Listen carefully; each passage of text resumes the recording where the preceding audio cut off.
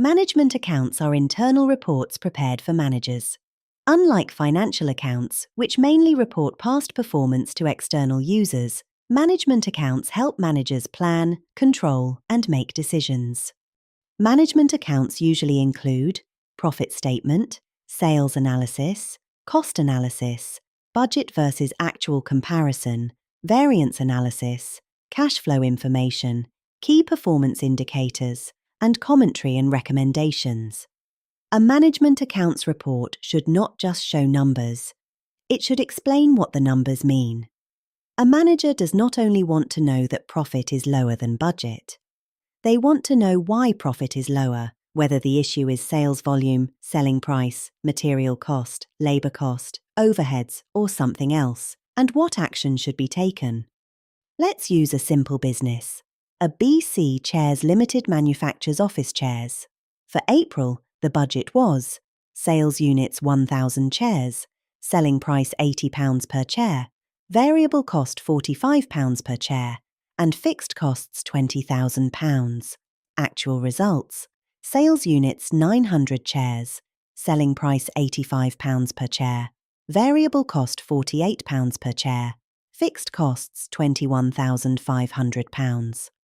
Budgeted sales is 1,000 multiplied by £80 equals £80,000.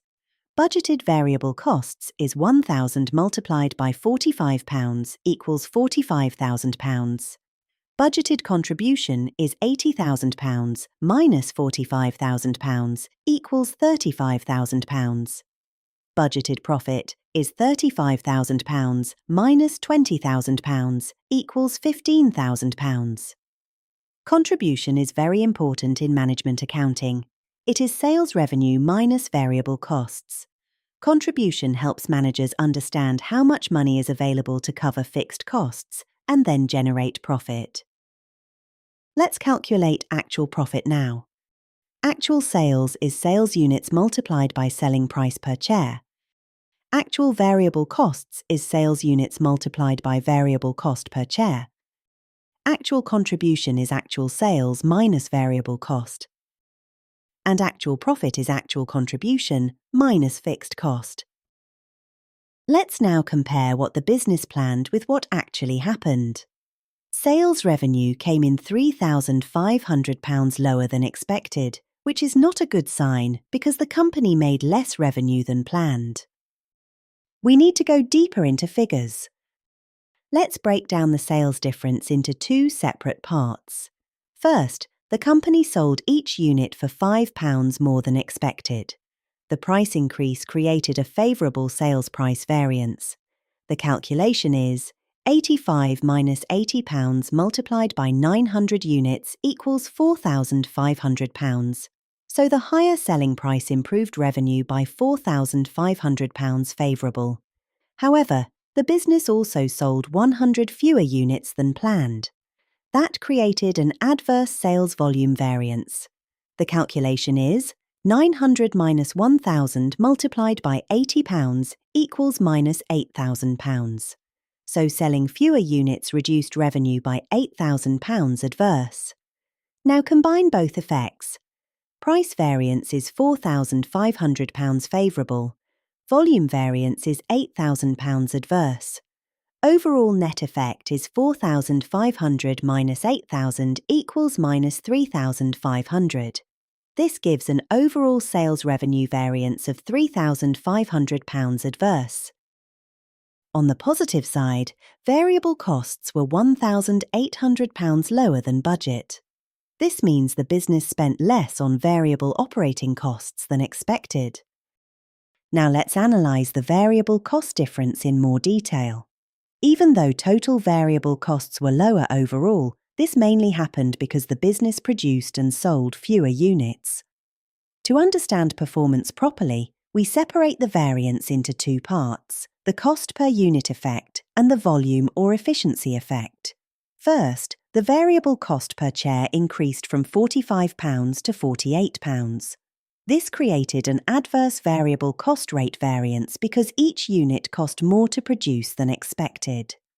The calculation is £48 minus £45 multiplied by 900 equals £2,700. So the higher production cost per unit caused a £2,700 adverse variance because it reduced profit. However, the company produced and sold 100 less units than planned.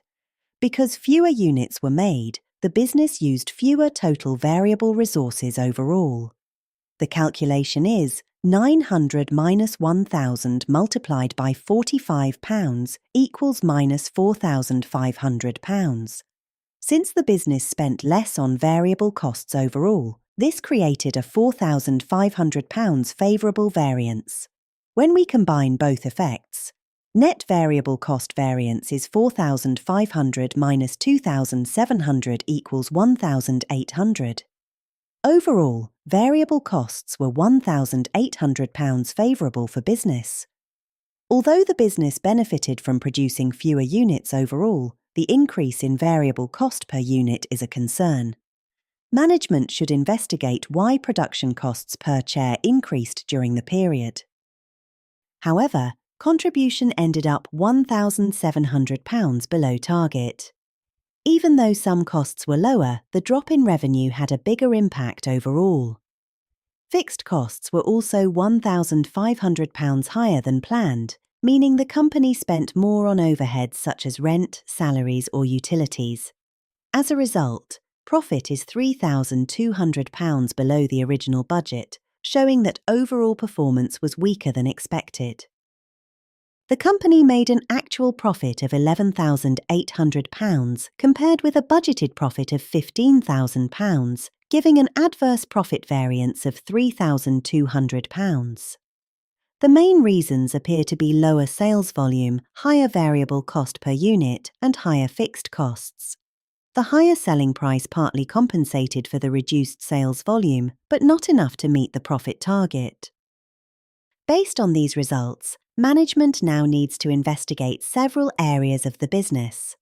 First, the fall in sales volume is a concern. Sales dropped from 1,000 units to 900 units, so management should try to understand what caused the decline. It could be weaker market demand, increased competition, or possibly the higher selling price discouraging customers from buying. At the same time, although the higher selling price improved revenue per unit, management should assess whether the price increase negatively affected customer demand overall. Another important issue is the increase in variable cost per chair, which rose from £45 to £48. Management should investigate what caused production costs to rise.